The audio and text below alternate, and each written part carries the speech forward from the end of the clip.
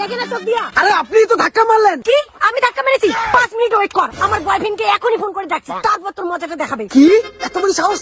আচ্ছা ঠিক আছে করো। হ্যালো ডার্লিং, তুমি কই? তুমি এখনই ভিআইপি মোড়ে চলে আসো। বেবি কি হয়েছে বলো তো, কি হয়েছে? এই ছেলেটা আমাকে ধাক্কা মেরেছে, দেখ এবার তোর কি মজাটা দেখায়।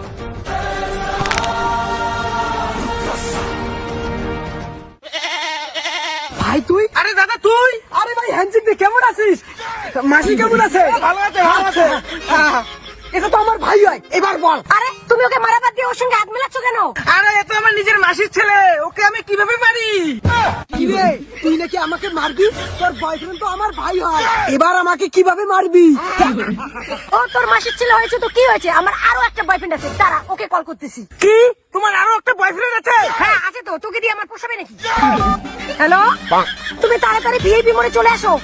কি হয়েছে বেবি, তোমার কি সমস্যা? দেখো না, দুটো ছেলে আমার সঙ্গে খুব অসভ্যতামি করতেছে, আমাকে বারবার বিরক্ত করতেছে, গালি দিতেছে। কি কার এত বড় সাহস যে আমার ডার্লিং কে ডিস্টার্ব করে? তাদেরকে আমি ফাড়াই ফেলবো।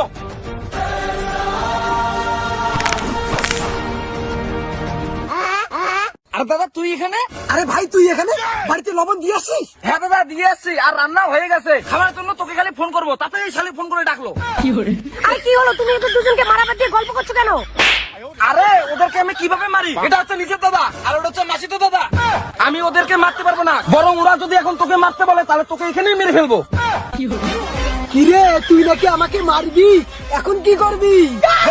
তোরা দুজন ওকে মারবি না তো কি হয়েছে, আমার আরো একটা মালদার বয়ফ্রেন্ড আছে, দাঁড়া ওকে কল করতেছি। তোমার আরো বয়ফ্রেন্ড আছে?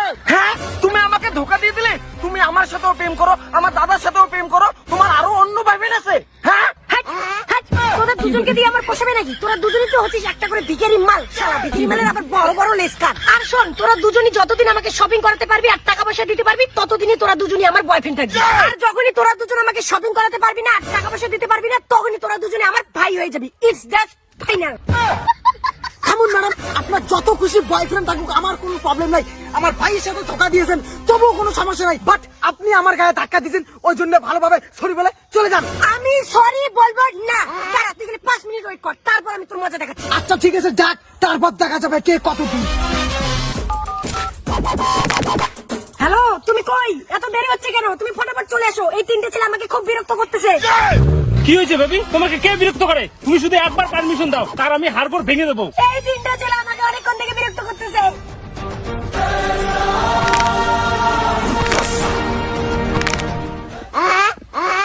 বাবা তুমি?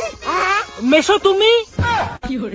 তোরা এখানে? বাবা, আমার গার্লফ্রেন্ডের সঙ্গে তোমার কিসের লিঙ্ক? তোর গার্লফ্রেন্ড মানে? এটা তো আমার গার্লফ্রেন্ড।